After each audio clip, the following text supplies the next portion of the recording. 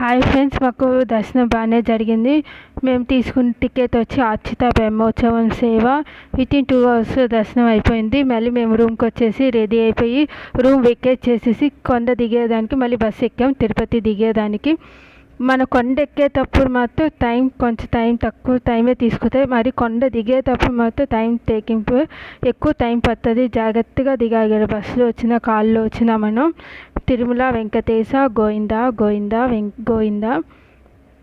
Route చాలా నీట్గా ఉంది చూడండి ఫ్రెండ్స్, ఎంత మంచి నేచరు సరౌండింగ్స్లో.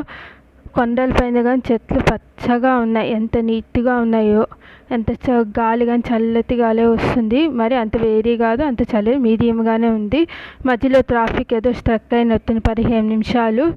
చూడండి ఫ్రెండ్స్, చుట్టూ సరౌండింగ్స్ ఎంత నీట్గా ఉందో. Have a nice day.